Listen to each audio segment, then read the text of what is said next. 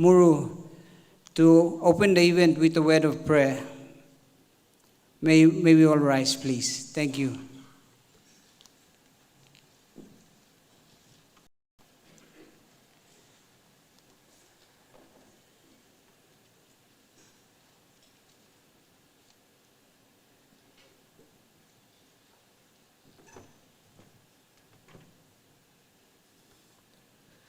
Thank you. Shall we bow our heads and close our eyes?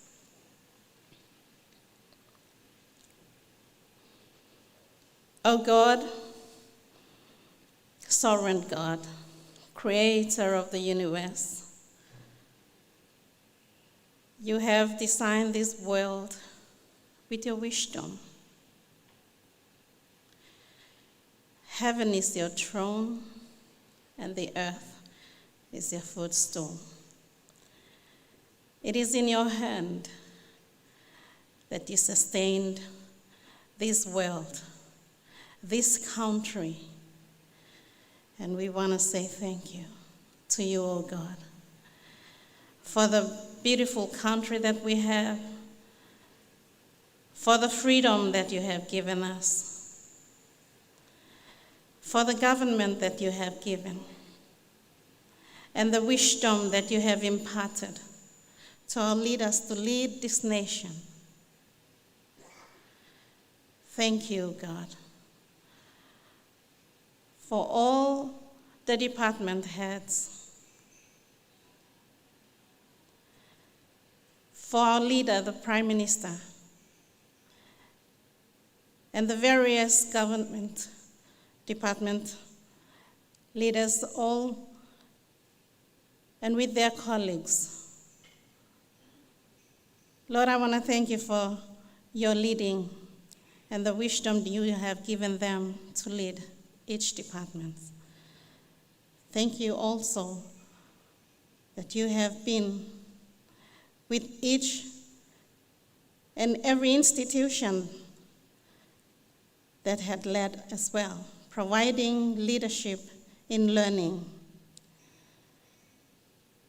Thank you for all the success that we have been through. Thank you for this time. Bless our program. In Jesus' name I pray. Amen.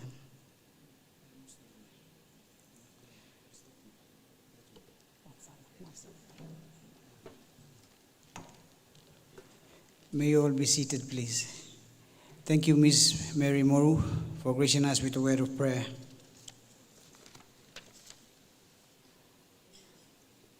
To begin this program, we are pleased to have the Acting Secretary for the Department of Higher Education, Research, Science and Technology, Dr. Francis Holop-Mumi, to deliver the opening remarks. Ladies and gentlemen, please welcome on stage Dr. Francis.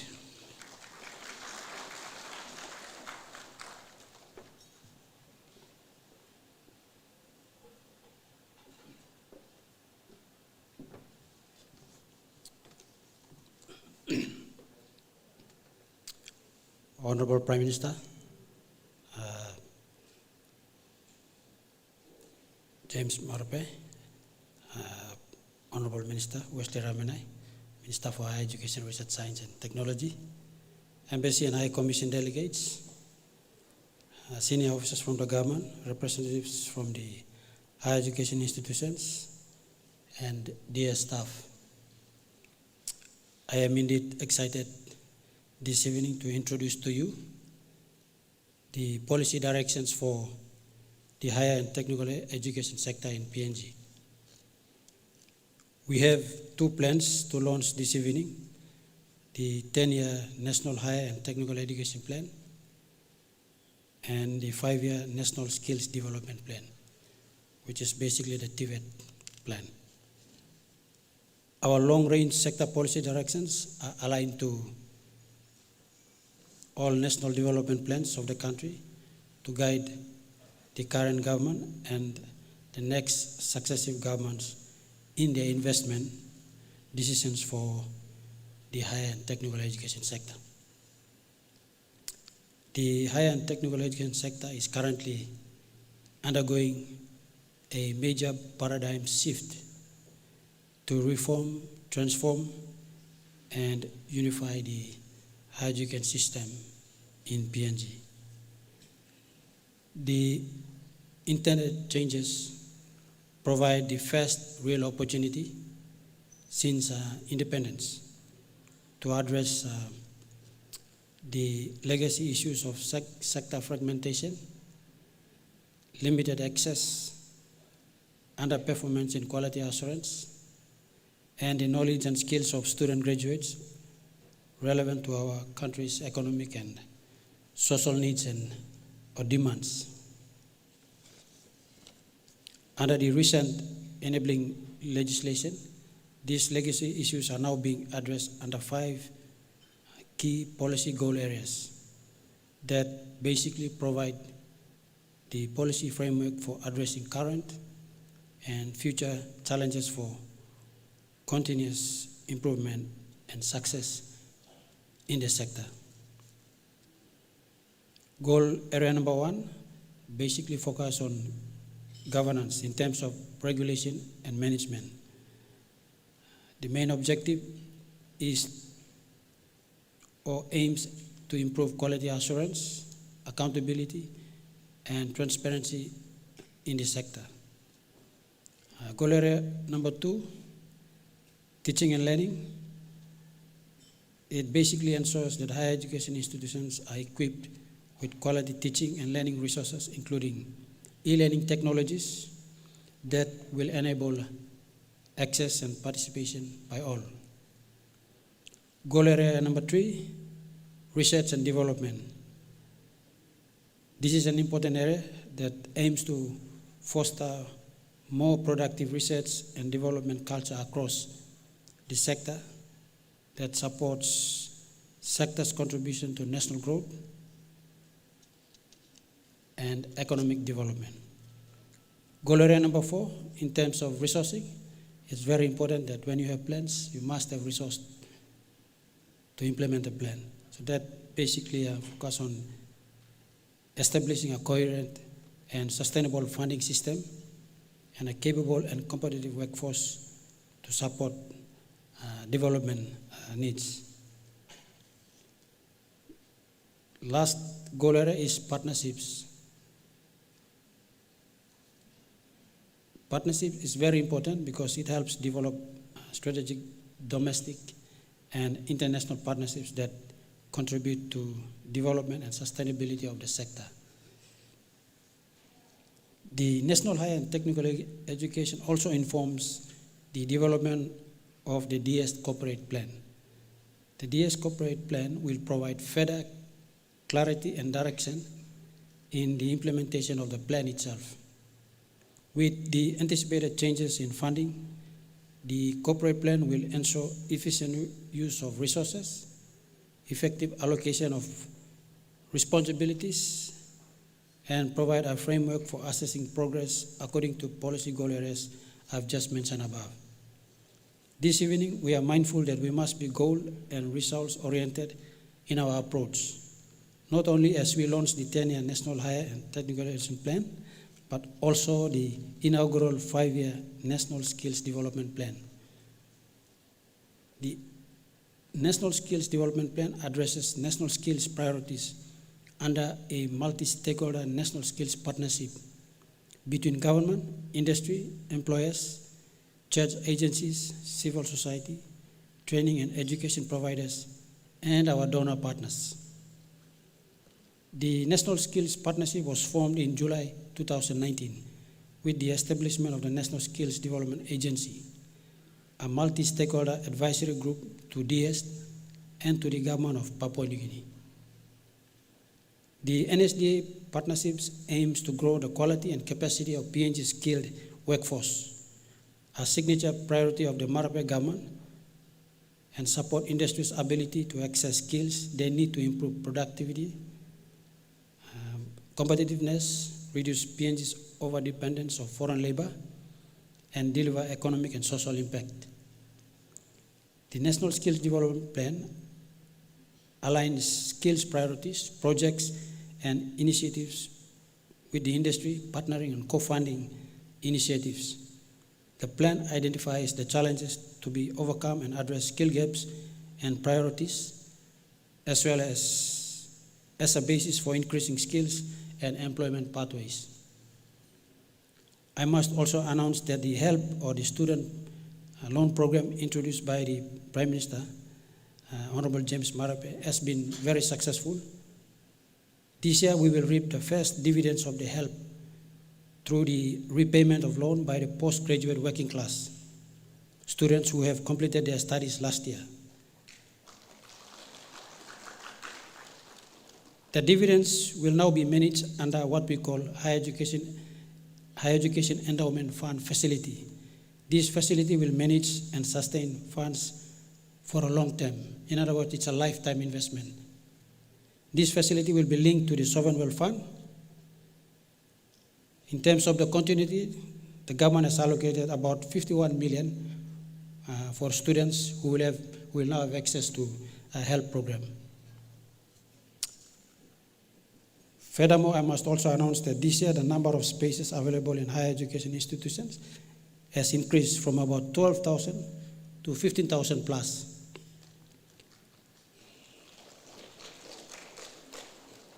This is due to inclusion of new institutions and programs. We anticipate the increase in terms of number of spaces from 30,000 as Prime Minister has directed the department during the launching of the transfer of the functions from different ministries to DHEST.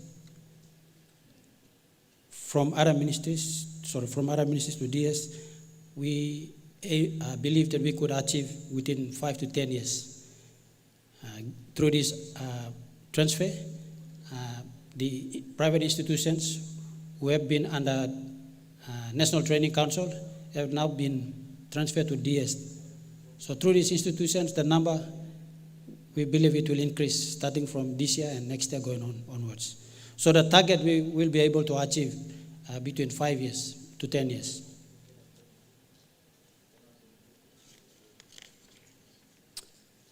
I would also like to make some very important acknowledgements to the invaluable contribution of the management and staff of the higher education institutions for their participation in the higher education transition and regional workshops held from June last year to October.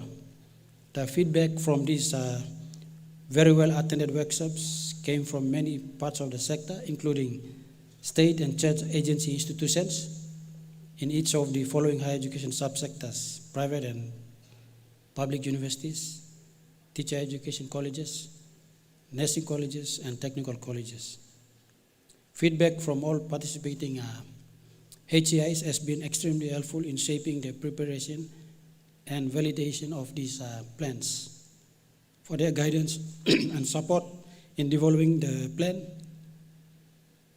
I acknowledge the role of central agency departments of Prime Minister and National Executive Council, Treasury, Finance, National Planning and Monitoring. The line agencies were also consulted on the draft plan, and the committee of the department wishes to acknowledge National Department of Education, Department of Health, Teaching Service Commission, Department of Agriculture and Livestock, Department of Labor and Industrial Relations, Department of Transport, National Youth Development, and National Youth Development Authority.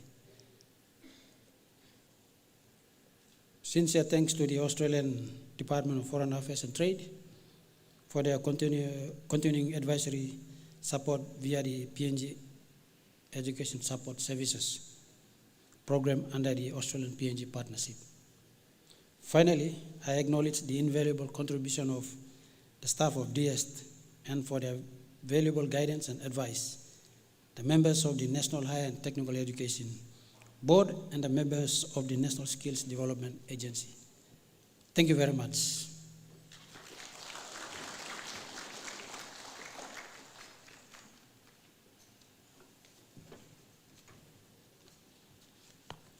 Thank you, Acting Secretary for the Department of Higher Education, Research, Science and Technology, Dr. Francis Holopmui. Basically, Dr. Francis gave an overview of the two plans and also an update on the reform as well. Ladies and gentlemen, join me in thanking Dr. Francis Holopmui. Moving right along, it is my pleasure to introduce to you Honorable Wesley Ramanai, Minister for Sports and Higher Education, Research, Science and Technology, and Member for Kagwa Erawe. Please welcome on stage Honorable Minister Wesley Ramanai.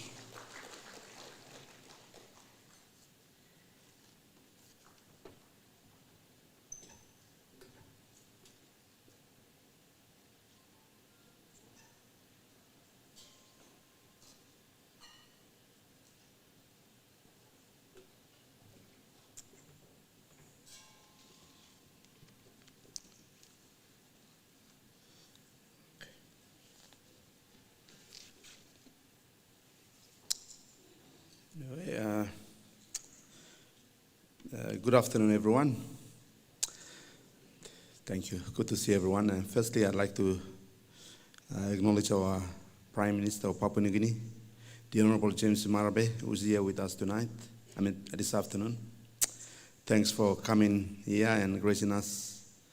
In the last time, it's only 2 or 3 months ago that we invited you last time when we were doing our other reforms, and that's when we had all the institutions, higher education, technical institutions, and teachers' colleges, nursing schools, when we had all of them coming together, when we moved them over from education department to higher education. And I also like to acknowledge the other embassy and senior officers, commission delegates who are here this afternoon, our other private sector partners, senior officers from the departments, various departments who are here as well. Good to see all of you coming and supporting the higher education sector. Also, would like to acknowledge Richard Kasman and from Total Energy. Very good partner, Total Energy. Very good partner who's here with us tonight. And yeah, and the others who are here as well. But I think I must not forget our special partner, who is our neighboring country. And that's our guys from the Australian High Commissioner who are here. And we have the first secretary for education and leadership from the Australian High Commissioner who is here. That's Marlon Butler. Good to have you this afternoon. And also your colleague, Anastasia, you are here. I understand you are here for a month. I know you'll discover PNG as long as you stay here for long. You'll also get few surprises as well, but you're in the land of the unexpected. That's Papua New Guinea. Thank you, Thomas. And also good to see all of our heads of our various institutions, especially the universities we have here. We're just lucky to have our VC for University of Papua New Guinea and also our acting VC for University of Goroka here as well. And also our director for National Research Institute. And I must also thank all the other principals for the colleges who are based here in Port Moresby. Good to see a number of you this afternoon. And not forgetting our staff from DS who are here. And most importantly, our, our consultants and our other partners who normally work in the back room. When you come up to our office, I think they are the key ones who normally advise our department. And this afternoon I told them that no, we a few months ago last year, and each time we're here again because of you guys always working with us and ensuring that we just our work goes smoothly. Yeah. Anyway, with that, our acting secretary already made a few mentions about the challenges that we face in the ministry, in the department. As you can see, everyone is looking up, but all the parents, all the students, all the other stakeholders, they keep looking up to our department, and we got big challenges all the time. And now we got the schools coming up. We got a new education year again this year.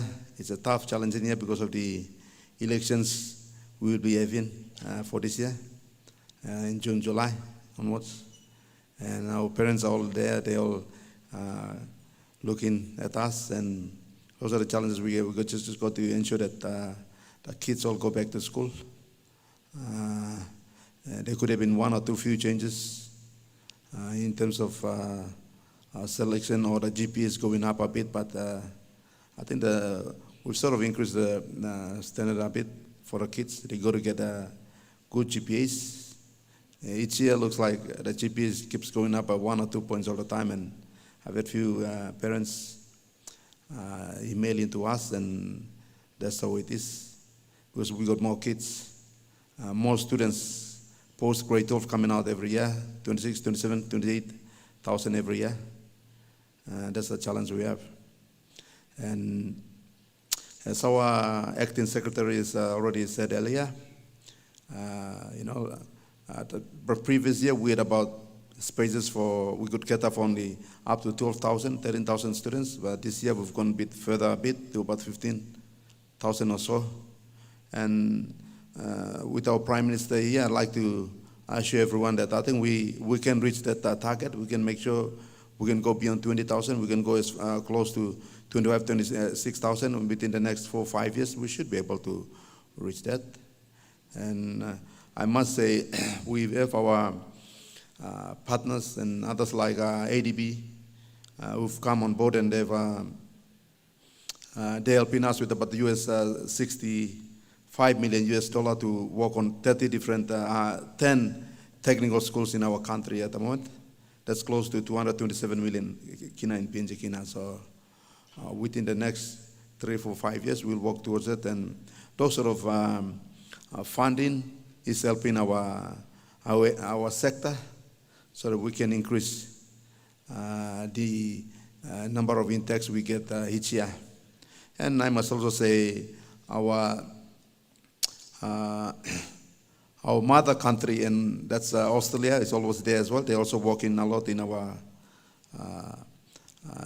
colleges, working with our colleges. And they're really working with us on building governance and in terms of management, administration, and also they also working on various colleges that we have in terms of maintenance and building new classroom as well. So they're working together. So we're always happy that the Australian government's always there supporting us. And yeah, other countries that always come and support us, we also happy with them. The Japanese government always there for us as well. Even our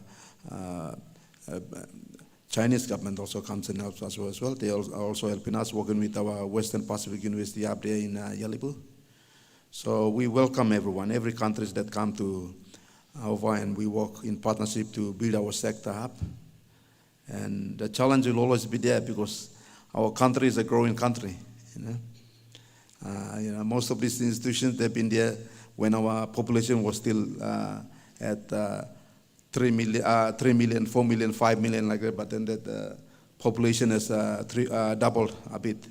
So there's a big need for it, and our government, I must tell you that we are working towards that, and we prioritize in education. And yeah, education is important for us, so we prioritize in it. Our country will be built by the human resources that we have in the country. Human resources is important for us because and our government feels that we want to invest in the education sector, and we will be growing. Our future is important, so that's why we invest in the higher education and technical sector. That's what we're doing. I think, and also I must say that I understand the election is around the corner, but sometimes you are in work, you go in and relaxing, having dinners, having few beers. You want to want to compare this government, that government, but I must say that it's really hard to compare. But I think with this government, it's just unfortunate for us that we got into the power over the last 2 years in the wrong time. All over the world, you can see everyone having tough time with the COVID-19 that we have had. And big economies are suffering, they're feeling the pinch of it. If the big economies can feel that, us, we're only a small economy, you know. So that's the reason why we can all have tough times. But with the leadership of our Prime Minister here, Moresby, and with the government, what we're doing is we're trying our best to make sure that MV PNG doesn't sink. We'll make sure we are managing it. And in fact, with the challenges that we've had, we've done really well as a government, because in terms of budget, I think we've gone beyond. We've reached 20 billion. That's a big thing we did with the government. And there's more to it, what the government has achieved with the challenges that we have. That's the reason why when I see friends, I said, no, you can't compare us with the previous government. I think we could say that this government is doing much better with the difficulties that we've faced over the last 2 years, 2-3 years, yeah. With that, I better go down and maybe have a look at my speech a bit. Yeah, so anyway, as the minister responsible for the higher education, one of my primary goals this year has been to accelerate the implementation of the higher education reforms passed by the current Moresby Basil government in August 2020. And this was signed by our Governor General in February this year. I therefore have a great pleasure in introducing you to the homegrown National Higher and Technical Education Plan 2021 to 2030. The plan provides the strategic policy direction to achieve Papua New Guinea's national development and political aspiration embedded in the Moresby Manifesto. The plan is also in accordance with other whole government planning, such as the Lolota Outcomes 2019 and the Social, Law and Order Sector Strategic Framework. The 10-year Higher and Technical Education Plan to 2030 also aligns the PNG Vision 2050, the Development Strategic Plan 2030, and the Medium-Term Development Plan 3. We have moved surely but quickly to pave the way for major reform, transformation, and unification in the higher and technical education sector. There are significant legacy issues in higher and technical education sector that my ministry and department are determined to address. Access to quality education has been a major policy legacy issue and political challenge in Papua New Guinea. The introduction of tuition fee-free education policy has triggered a steady increase in school leavers and secondary schools. Recent Moresby government with the NSC decisions demonstrate strong government support for higher and technical education, polytechnics and technical colleges. The TFF policy situation has also created positive opportunities for private higher learning institutions to absorb those students who missed out on placements. Very positive signs have also been conveyed from private sector and industry leaders welcoming the recent higher and technical education reforms and a renewed focus on quality and regulatory compliance. Private sector partnerships are a key element of our policy and strategy for reforming this sector.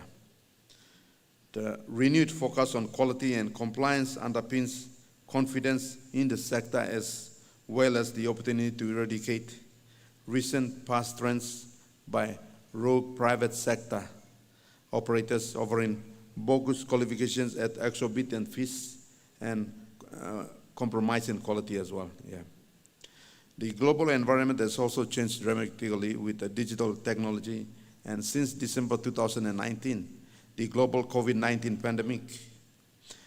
Adaptation to these global challenges will continue to shape and influence higher and technical education development. Faced with the challenges in internal and external environments, I am more than determined to realign policy directions to generate and enhance teaching and learning, and also research and development. The policy directions incorporated in the higher and technical education plan will further strengthen strategic partnership with the private sector, the provincial governments, and the development partners that we have. The matter of government will continue to create an enabling environment for private providers to grow this sector in ways that serve the social and economical interests in our country. Overall, my ministry's direction is to develop a higher and technical education system that prepares graduates to lead and support Papua New Guinea's response to the development of imperatives for the 21st century. In closing, I'd like to congratulate my acting secretary, Dr. Ulap Momi, and his achievements since coming to office in May 2021. Thank you. And in progressing the government's reform agenda, which is embedded in both the National Higher and Technical Education Plan and the National Skills Development Plan, which is TVET, which we are launching this afternoon. Many thanks and congratulations to all my dear staff who work so hard and who have also responded to the acting Secretary's leadership in developing these plans that guide the future of the higher and technical education sector. Many thanks and appreciation to our donor partners for their continuing support, especially the Australian Department of Foreign Affairs and Trade, DFAT, the Japanese International Cooperation Agency, or JICA, and the Asian Development Bank. Finally, my thanks and appreciation to all and every one of our who are here tonight and in supporting my ministry. Thank you too much.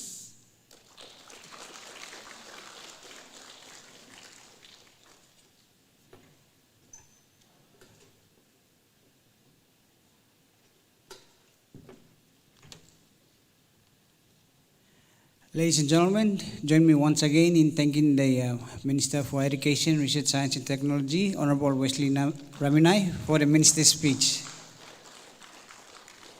Now, before we press on into the key address by the Honorable Prime Minister, let me acknowledge the regional member for Bougainville, Peter Stamaleli Jr., who has recently joined us. Please join me in welcoming the regional member for Bougainville.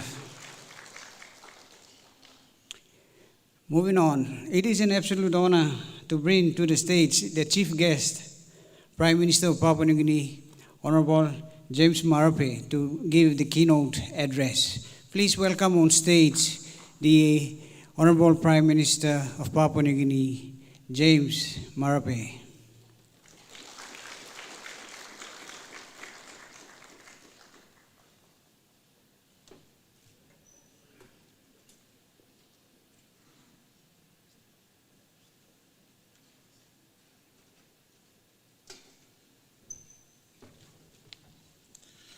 All right, thank you, John.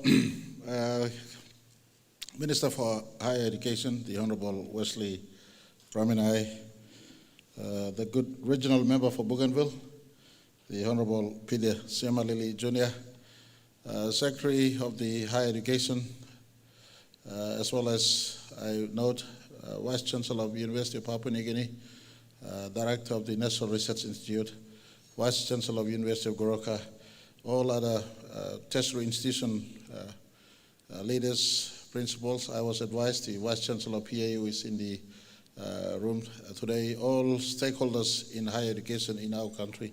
Pay special mention to our friends from our bilateral partners, the Fed, the Australian government represented here, as well as Japan, who have been a long-term partners to us in education. I also take note of Total, who are also here in this important occasion, as well as media and every one of you who are here, more importantly, all our staff of the HEST. Thank you very much for allowing me to be part of this occasion. I will not speak long. I'll try to keep it short. unlike the last time where I was here at this podium and running off questions and shooting off, asking you to give me some statistics, I like to anchor my conversations around statistics. But unlike I did last time, this time I'll try to go through some statistics that I have here to bring home some important points, especially the benchmarks that we must achieve. I speak in the face of 2022 national general elections, but parents do not rest when it comes to every year saying that this is an election year, so we stop producing babies. Baby and the production line of babies keep on going every time, correct? Yes or no? Tonight there'll be engagements in baby productions. And so when the chain of producing human life continues on, those of us who are in the business of ensuring that our country has adequate structures to anchor population that is born, important agencies or departments like education department, health department, and in fact the full ambit of government must be still functional with elections coming or not elections. Elections today, I was at a very good program at the APEC House. I made a punchline that went like this. Election is just a punctuation mark in the work that must continue, especially the public service work. Whilst politicians are engaged in politics, public servants must remain prudent and remain on duty to ensure work remains or work continues on. So I am happy at this time in 2022, the Higher Education Department is not resting. In fact, what a classical example. You are good public servants. Yeah, give a round of clap to yourself. You are actually good public servants. Unbeknown to me, because of my tight program, I shifted this program back to after 4 o'clock. But you didn't clock up at 4 or 6, and you were here at work. So I just step back and do a big round of applause to you. I'm making a point. Work must continue on in the education space. Work is about the next generation and not in the mindset or the focus of politicians who focus for the next elections. Education and the public service must focus for the next generation. For our country will live on without politicians like myself or without public servants like you if your contribution is bare minimal to the welfare and well-being of our country. And so when I talk about the welfare and well-being of our country, let me give you some statistics.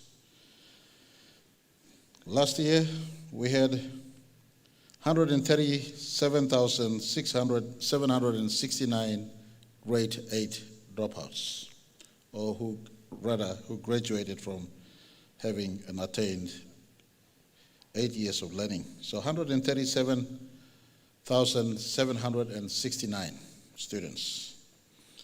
Last year also, we had 74,982 grade 10 students who attained 10 years of education. And last year, we had 31,817 students who attained 12 years of secondary education. And so, you add these numbers up. If Papua New Guinea moves into a future, and my government's direction is as such, where we don't leave any child behind at grade 8. Hands up any one of you in this room who wants to leave your 14-year-old or 15-year-old or 13-year-old behind at year 8. Just being honest, I just want to see a hand of someone who dreams of a future of your child to be left behind at only grade 8 examinations or education level. Anyone? Well, I am pretty sure you do not want to leave your child behind at grade 8 examinations. Well, as I speak for the rest of our citizens, they too do not want to leave their child behind at grade 8 examinations. They want a placement for their child in grade 9. Unfortunately, for the last 46 years, our education system was structured in a way where it was more pyramid-like structure and not a block structure. A pyramid-like structure where you have huge rate of attrition at grade 8, previously grade 6 and grade 10 and grade 12. Today grade 8, grade 10 and at grade 12. And eventually you end up at the bare statistics of those who had entered primary school. You have about only 20 to 25% having a placement at year 12. And the rest are dropped off. So in that sort of status quo, we, since we took office, went back to a policy that I initiated in 2009. And if Professor Kari and Dr. Watinga and those of you who were at University of Goroka in 2009 would have remembered, I walked up to the board and I drew sketches. And I invoked the use of the alternate education pathway because we did not have the budget to expand high schools and expand secondary schools. And so I said, make sure flexible, open, distant education becomes an alternate viable pathway for kids who leave grade 8 or grade 10 to continue on education and matriculate to year 12. Today I am happy that the Education Department is embracing this focus. So flexible, open, distant education is a real alternate viable pathway for kids, our children rather, who left grade 8 or grade 10 and for them to matriculate to grade 12. Now what happens, and my district, for instance, has invested in the alternate education pathway. The Hope Institute in Tari district, where my district had invested quite substantially, over 3 to 4, 5 million kina, in building a school, especially dedicated to pick grade 8 dropouts, grade 10 dropouts who come back to continuing on education. Last year, for instance, 110 kids who were left out sit their grade 12 examinations at Hope Institute.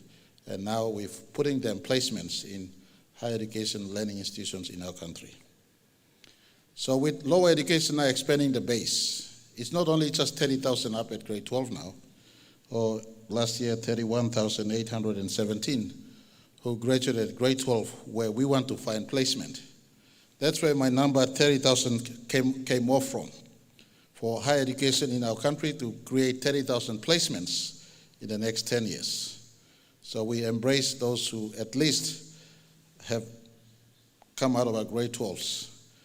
But as we expand the lower educations, allow for our school to continue on bringing grade 8s to grade 9 in a bigger number, bringing grade 9 to grade 10 in a bigger number, and bringing grade 10s to grade 11 in a bigger number, and bringing grade 11s to grade 12 in a bigger number in the next 10 years, 15 years, 20 years, because this is what government today and government into the future will be doing as part of government's moral obligation to give every child who are born into our country good learning opportunity and pathway.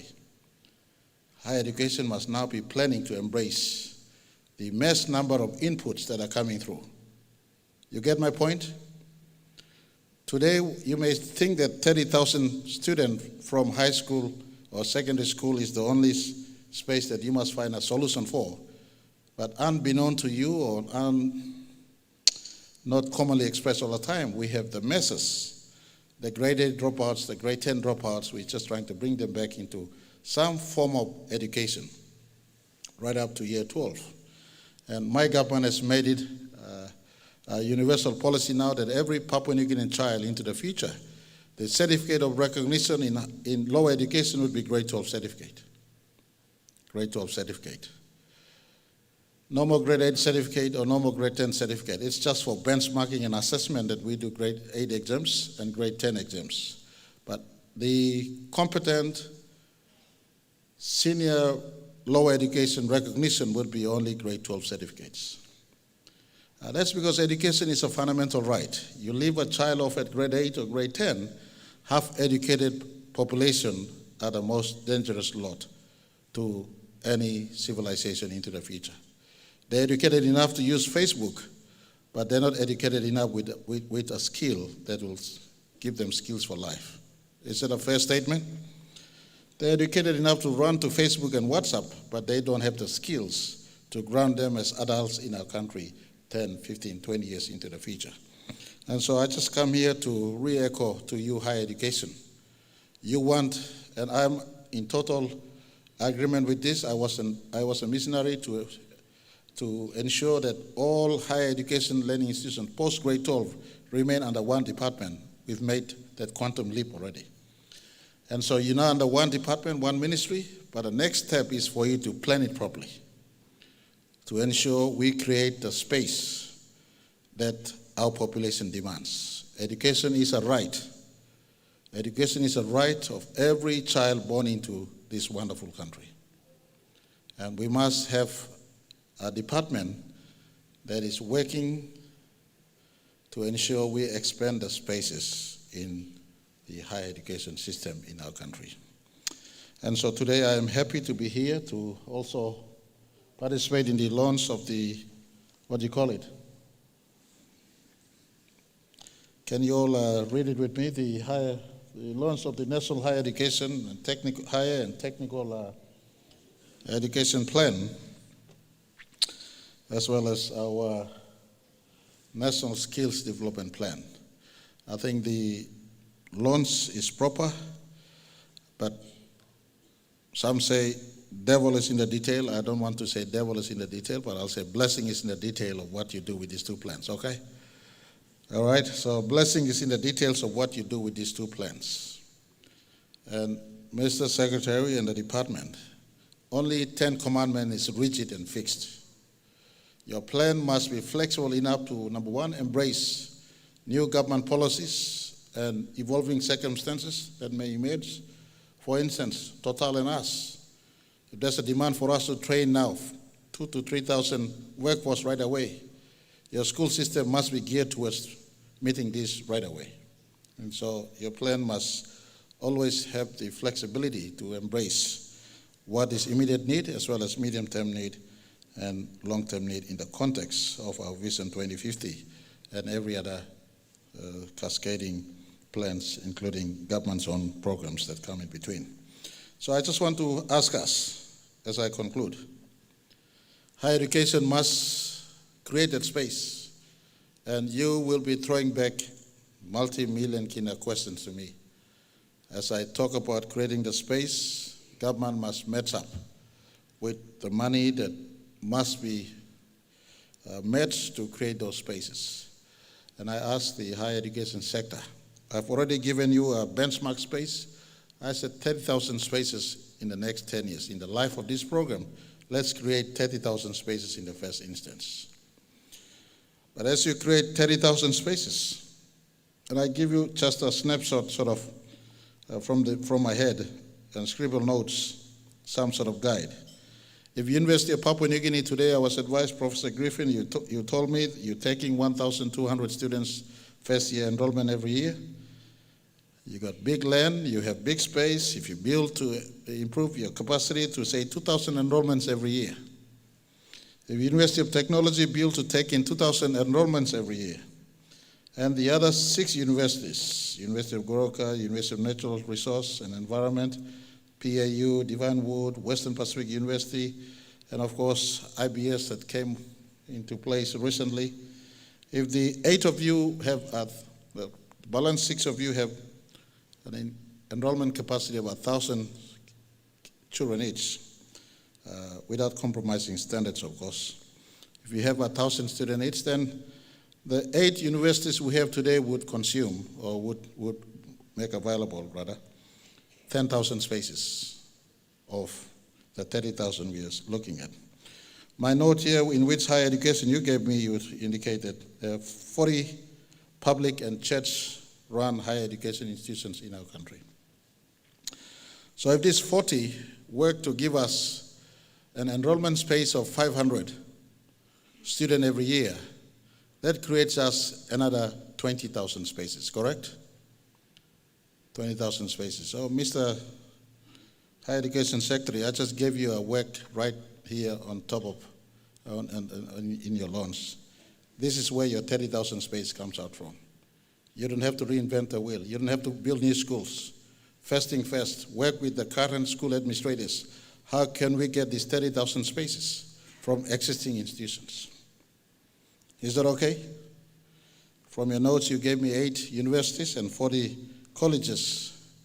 If I break them down, 8 universities on average, 1,500 or 2,000, 1,000 each, they deliver us 10,000 spaces. And if you have the 40 private and church-run schools giving us a 500 each, that's 20,000 space. Now, finding the money to match the development plan is government's business. We've given you this policy direction. Now, you create this space with the schools who are present here and schools who are not present. Get the plans out now. How do I build these 500 spaces? Space for teachers or lecturers, space for classrooms, space for dormitories, space for curriculum. What do they run? What do they teach? What is the skill gap we are filling in? What is the need of our country in terms of present need and going forward? Medical need, trade skill need, economic need. You know PNG's economy. So based on these assessments, you're now planning actual to fill in the gap. We want our country to be a knowledge-based economy 10, 15, 20 years from now. We don't want a country that is elitist. Only a few of us speak good English and sit in post environment like this 30 years from now, and the rest are still left behind. And I thank you for your motivation to be at work at 5 o'clock after your public service hours. That's the mindset. That is the motivation. You are here for the next generation and not just the next election or public servants looking at your payslip. For there is no one else who can make better impact for our country into the future than our generation today. Our generation today. I do not want to retire into Papua New Guinea. That majority do not have skills in life and are running around dependent, and only few of us are supporting based on a one-talk system culture 10, 15, 20 years from now. And so I bring to you the whole of government commitment. I just brought to you the almost 50 institutions we have in our country. Tailor the game plan that Mr. Prime Minister, you found us the 30,000 spaces. You point to us what each institution must supply. This is the plan, this is the cost. Of course, don't be exorbitant. We'll tell her that work within realistic, and we'll find a program in the next 10 years with our development partners, whether it's an ADB program or World Bank program or IMF program or a DFED program. Today, we just signed a program with the Australian infrastructure finance program that they have for the Pacific Island. We signed for the ports. That's a 1.4 billion kina program or 1.5 billion kina program. In the same sort of context, I'm willing to find a program for the higher education space if the plan is workable, doable, clear, and precise, so that we meet the skill gap that is needed and we ensure that every child who enter our school system exit at year 12 or beyond year 12 with an appropriate skill to live in our country and feel self-worth that they have been actually addressed for and catered for by their country. In conclusion, let me also one or two in passing remark. For instance, there is always a space for private sector involvement in higher education. Higher education is not an exclusive club for only government-run institutions. And I want us to look at it. I know you have your national education standard or whatever it is, but make it come out clearer and better. Set up the higher education standard and allow for private sector to come in a world of e-learning, e-health, e-commerce. Why are we investing big time with internet connectivity? Papua New Guineans are now wasting big time in Facebook and WhatsApp. I want e-learning to be a big way. Set up the standard, set up the standard and allow private institutions to grow in our country. And if you're looking for a place to benchmark your standard against, just excuse me, other nations around us, but I subscribe to high quality standards. And for me, there can be no standard higher than the Australian standard for education. So, Mr. Higher Education Secretary, jump on a plane, go to Australia, find their land. Our TVET must be benchmarked against them. That's why when I was Education Minister 10 years ago, I said Polytech institution benchmark against Australian Polytech. So education is not something where we give second class to a citizen or most of who can afford, and first class to those who can afford. Affordable but quality education must be given to all in our country. And so the standard of quality education, in as far as I am concerned, and I excuse already, but it's not other nations around us in their quality. You get to Australia, get the Australian standard of education. For me, that's global benchmark. That's global benchmark in education. TVET, medical education, teacher training education, etc., university education. So go and get, and all our education system must be benchmarked against the Australian standard. And the reason why I say Australian standard too, there's a practical blessing attached to it. If you're already an Australian accredited or benchmarked TVET student, you can work in Australia also. 20, 30 years from now, Australia will be looking for blue-collar workforce. Papua New Guinea can place ourselves to supply that labor deficiency they will be having in Australia. So, Mr. Secretary, don't go elsewhere for the standard in higher education. Go to Australia, get Australian standard of higher education, plant it here. Let's roll this for our country. The help thing that we are doing, we want to get it started, but it's something that should be working for our country. And help, if properly worked, will be a fund that is self-sustaining into the future. And let me close with these statistics. For instance, 10 years from now, if 30,000 students who've come out through our higher education has received help from the higher education loan program, if they're not repaying 500 kina, and Mr. Secretary, and I'm looking at you, not at the minister, because minister and me facing election, we might be out, but you'll be here. Mr. Secretary, if 30,000 students, and we're not in this to ask them to repay money quickly, they're Papua New Guineans, they'll be here for the rest of their life. So it's a soft lending where they could be repaying 500 kina every year, or 1,000 kina every year, for the next 30, 40 years of their life. And when they die, we write it off. When they die, we write it off. So it's not the money where we're lending to make some money from it, no. It's a help to our students. Instead of burdening their parents, we lend them this money. But if we consistently do it, and they have a profile and they're starting to repay, and every year by 2030, if a batch of 30,000 Papua New Guineans are repaying 500 kina each, Mr. Secretary, you do your maths. How much it is? 30,000 students with 500 kina.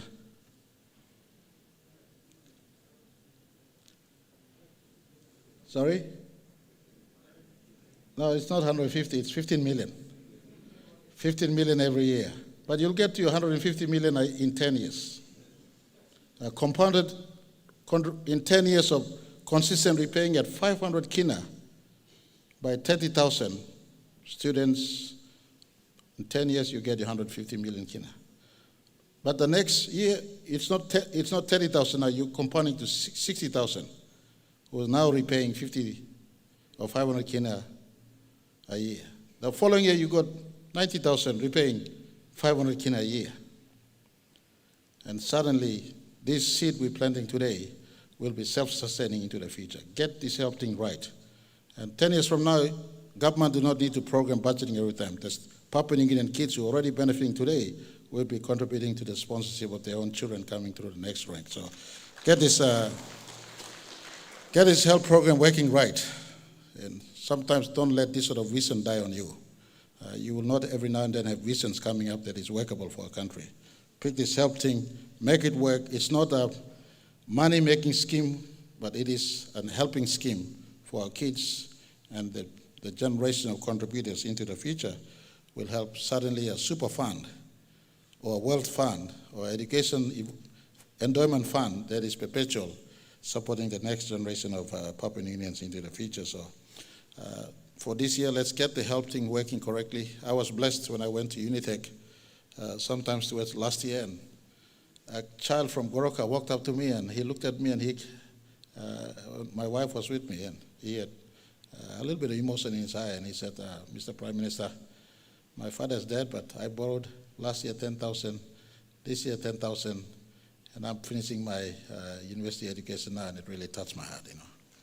So these are the type of people we're trying to help, and get this sort of thing worked upon, work the space, tell me what is the cost of creating the 30,000 space over the next 10, 15 years.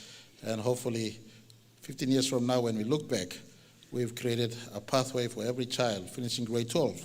There's a pathway to skills, pathway to higher education qualifications, and they can become productive Papua New Guineans. Thank you very much for inviting me across. God bless each and every one of you.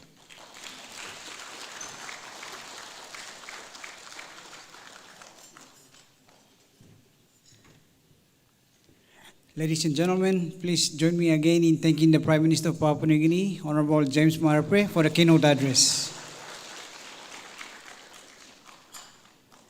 Now we will move on into the official launching of the two plans. Could I kindly ask the Prime Minister of Papua New Guinea, Honorable James Marape, to join me on stage, together with the Minister for Education, Research, Science and Technology, Honorable Wesley Romanai, and the Secretary for Education, Dr. Francis Holop Momi. And could I ask my colleagues in traditional attire to formally bring the two plans over. Thank you. Honorable Prime Minister, please.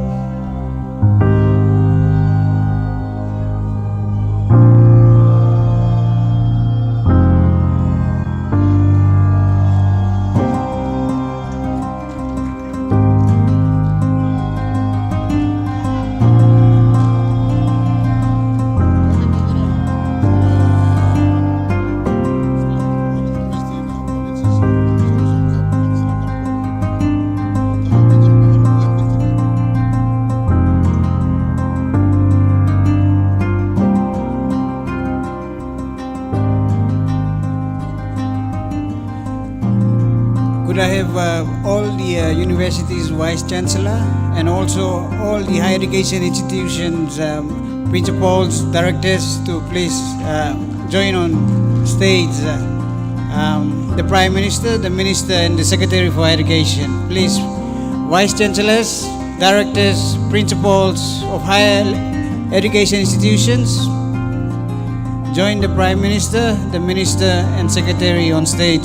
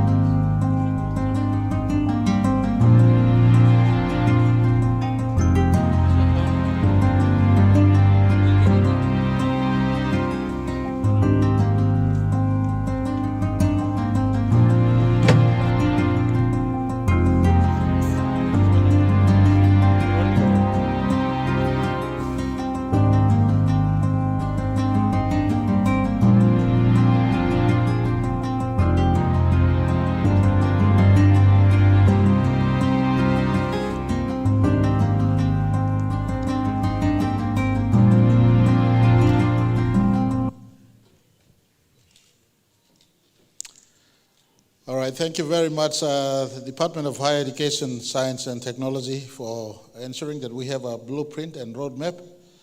But as I did said earlier, hopefully it's not rigid and fixed. There's flexibility for us to adjust as we walk through 2022 to 25 and 2025 to 2030. Education is no fun. Education is serious business. We affecting the life of the future of our country. And for those of you who work in this sector, you're not bound by time, but you're bound and you're here to contribute to the next generation. Let me say thank you to all our frontline administrators who are here. You are very important. We sit in the office to talk about policies, we talk about programs, but as I said, hopefully this is something that you can work with also, and if you see a better way out there, you are better educated than some of us are in the space of education. So please we will not be offended if you offer constructive criticisms to how we could make it better for our country going forward so that we give education to all. If not in 2030, definitely before some of us die from this planet, we must live through to see that every child born into this country has a pathway to higher education. Is that okay? And so I just want to thank everyone who are in front. They're more important than those of us here, especially me and Wesley, and our brother Peter is somewhere here. Is he here or is he still outside? Regional member in Bougainville, please. Higher education. I think we've made available 15 million for School of Nursing and 15 million, School of Nursing already and Technical College. Higher education, please find a space for Bougainville. There must be a technical school and a nursing school in Bougainville also. But I just want to, in passing, also thank those who in the private sector. I see our two from ITI and MAPEX.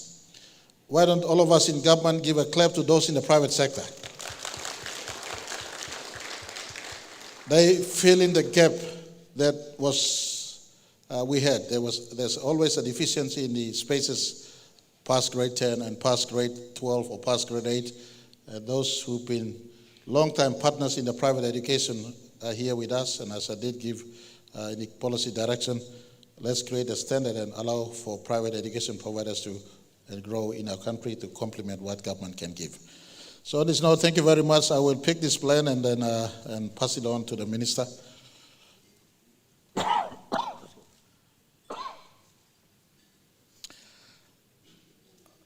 I hope I'm not spreading COVID to some of you in front. Please be vaccinated. Please be vaccinated. There's nothing wrong in getting vaccinated, and I'm going for my booster shot anyway.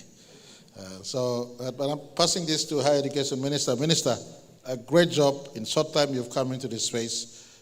You've embraced our vision, not just our government's vision, but the country's vision in totality.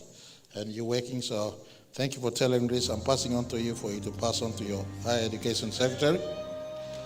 Thank you. Thank you very much.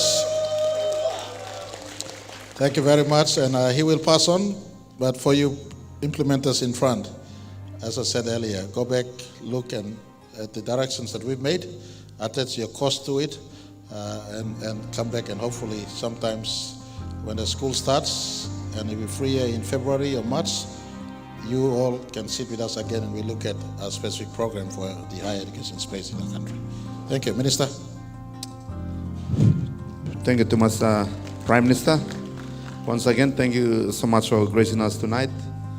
And well, to all the staff who've had sleepless nights working hard. I think during my time here at the higher education, I can say that I think you guys have all been working hard. And most of you, I can say that our average age for the staff who work in the higher education department, I think they're all young. That's why they are very energetic. That's why, Prime Minister, I must tell you that that's why we're able to do 2 or 3 launches in a short space of time. Yeah. And the credit must all go to you all staff with the leadership of our acting secretary. Thank you, Thomas. And with all our leaders from different institutions we have here, the vice chancellors we have, and all the others who are here as well. Thank you, Thomas, the principals and everyone. Thank you so much for coming and witnessing this milestone ceremony we have in here today. Thank you, Drew, and all the best to everyone. And I know we got another new year coming again, and we got more work to do. We got to keep working as long as we live on this earth. Thank you, Thomas. First of all, thank you, Moresby Basel government through the minister for recognizing me and appointing me. And I can say that within a short period of time, I was able to deliver what you have expected. And thank you very much. And also to the staff, they are all very young, dynamic, and you can see that within 8 months they have delivered the reform, including the plan. The plan will now give directions to implement the plan going forward, including the new incoming government as well. Thank you very much.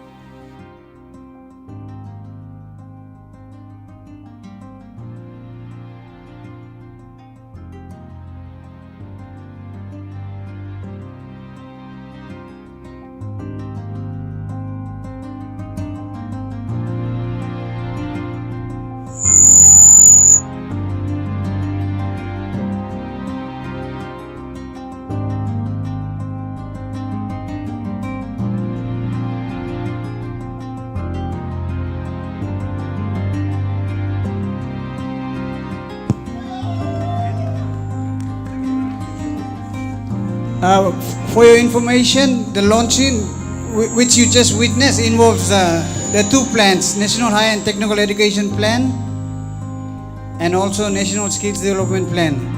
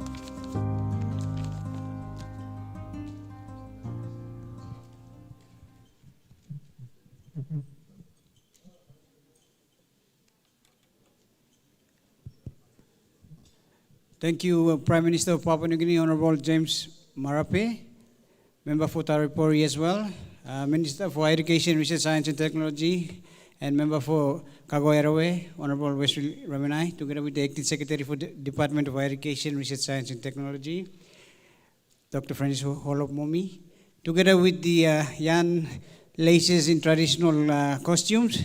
These are not students, mind you. These are the young blokes of the Department of Education, Research, Science and Technology. So one round of applause to my colleagues in the traditional attire. Before we go for dinner, there's a video show that the department and the ministry would like to share with you. So I will now ask my colleagues from the IT people to at least run through us with the video slideshow, please. The National Higher and Technical Education Plan, NHTEP.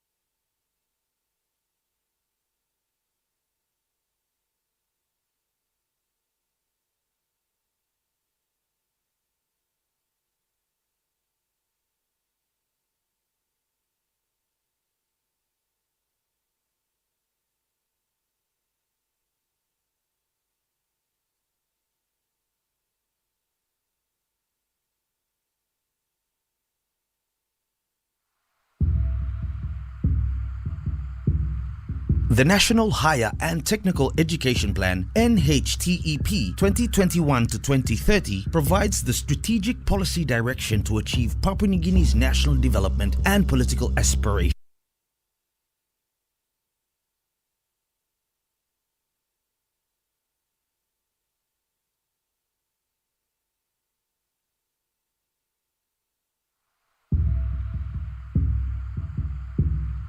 The National Higher and Technical Education Plan, NHTEP 2021 to 2030, provides the strategic policy direction to achieve Papua New Guinea's national development and political aspirations, embedded in the Marape Manifesto, Loloata Outcomes 2019 and Social Law and Order Sector SLOS Strategic Framework 2019 to 2022, which are aligned in the PNG Vision 2050, Development Strategic Plan 2030, and the Medium Term Development Plan 3, MTDP 3, 2018 to 2022, paving the way for a major transformation and unification in the higher and technical education in an age of knowledge technology. The National Higher and Technical Education Plan (NHTEP) 2021 to 2030 is a long-range sector policy direction aligned to all national development plans of the country to guide the current government and the next successive governments in their investment decisions for the higher and technical education sector. The Department of Higher Education, Research, Science and Technology, DHERST, in consultation with key stakeholders, have identified 5 main goal areas which provide the sector policy direction for achieving the political aspirations of the government. The higher and technical education sector is currently undergoing a major paradigm shift to reform, transform, and unify the higher education system in PNG. Goal Area 1: Governance, Regulation and Management. Goal Area 2: Teaching and Learning. Goal Area 3: Research and Development. Goal Area 4: Resourcing, and Goal Area 5: Partnerships. The goal areas provide the policy framework for addressing current and future challenges for continued improvement and success in the sector.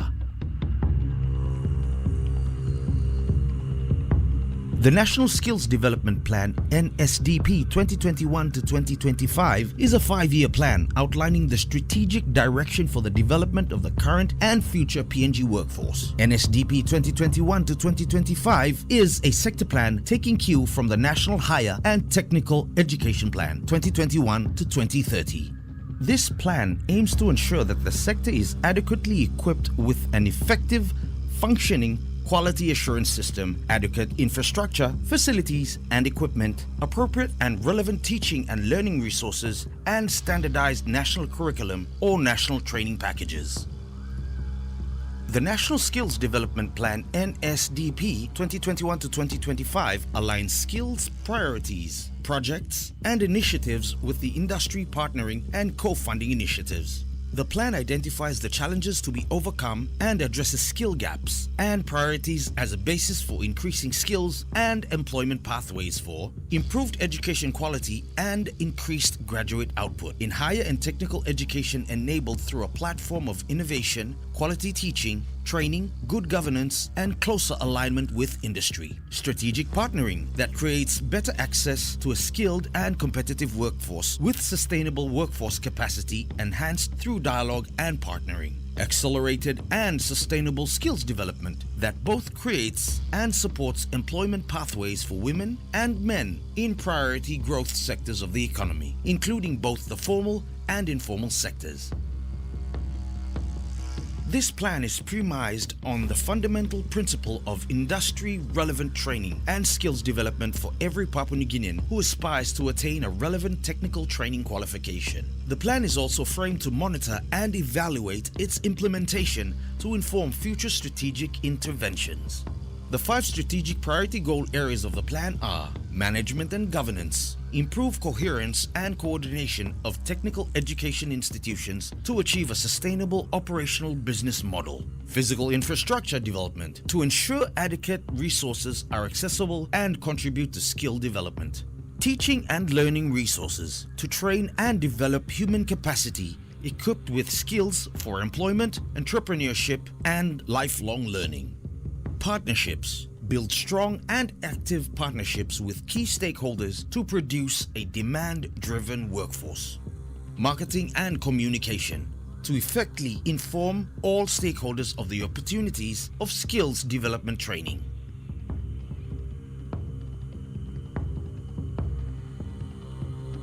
Vision. A vibrant higher and technical education system that is innovative in responding to and sustaining national development aspirations in the age of knowledge economy. Mission. To educate and train innovative scientists, social entrepreneurs, and technicians to develop, translate, and lead ideas responsibly in the age of knowledge economy. In so doing, we generate wealth from our economic resources to advance social growth in a more sustainable and inclusive manner. The rebranding of DHERST corporate image.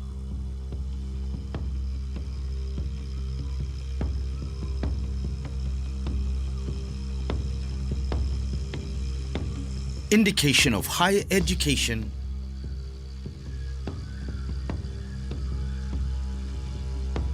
universal symbol of technology, and universal symbol for research.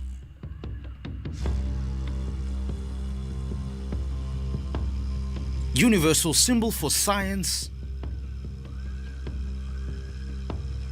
PNG tribal art that signifies our cultural identity and give this logo a distinct look from others elsewhere.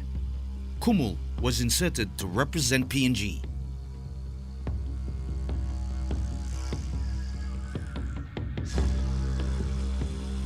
The rebranding of Dehurst corporate image is part of the change in the higher and technical education sector to best reflect and portray the image of the Department of Higher Education, Research, Science and Technology Dehurst to the stakeholders, agencies, institutions and the general public.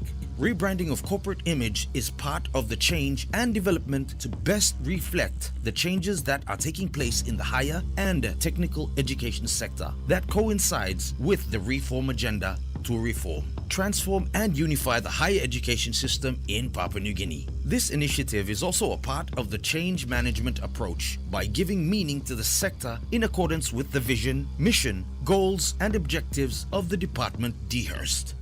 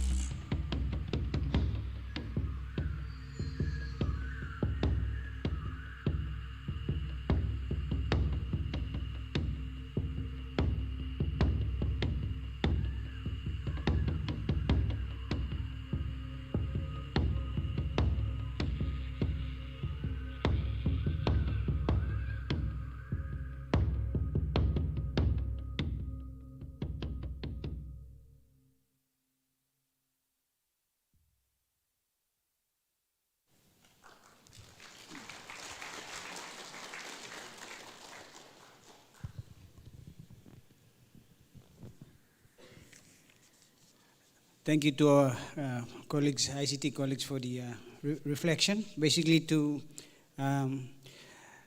show what the reform and also the plan, how they coincide, and what we need to do as a department to rebrand and meet the challenges.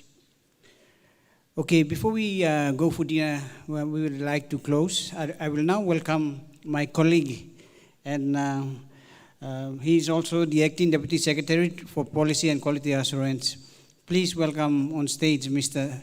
Timon Bune to give the closing remarks.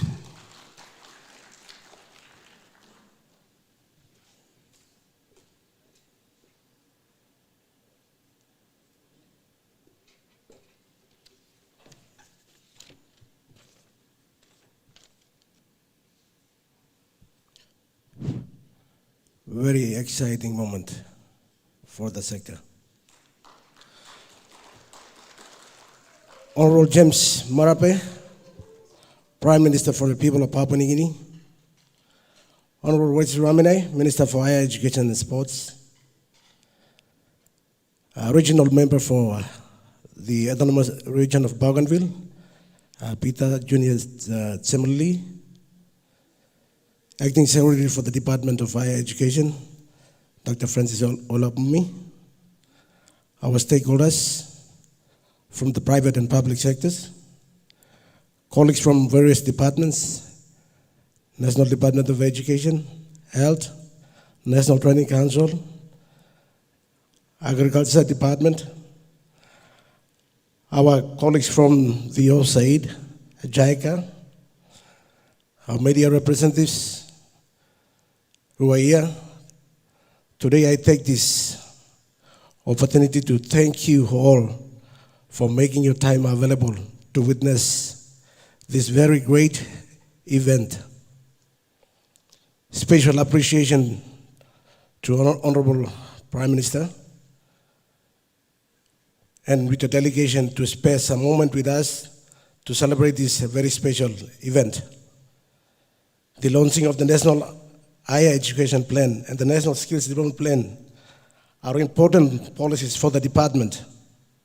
And it is part of the reform and transformation that is taking place in the sector today. Honorable Prime Minister, you have supported the higher education sector very well so far, and we will surely need your government support to implement these plans. I would also like to extend our appreciation to our valued stakeholders for your continuous support. Plans without begging from you will have no meaning. Therefore, we will surely need your support to implement these plans. Our immediate theme, thank you for coming. There are a lot of things, good things, happening in the sector, higher education sector. And this is one of them. Please cover this even nicely so that we can give a positive and valuable impression to the nation, beautiful nation of Papua New Guinea. For those of you, I did mention your names, and those who are watching from various media sources or TV or on WhatsApp or Facebook, I would like to thank you all for celebrating together this very important occasion for the department as well as for the nation. With these few comments, I officially close the launching of the two plans. Thank you, and God bless you all.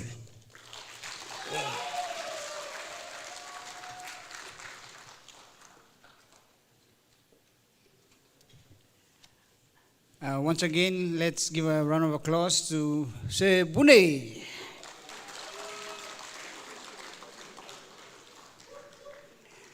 Okay, as per the program, we have come to a close already. I will now ask the dignitaries, led by the Prime Minister, the Honorable Minister, the Honorable Minister, Regional Member for Bougainville as well, to lead the dignitaries in having dinner, and then followed by the other invited guests.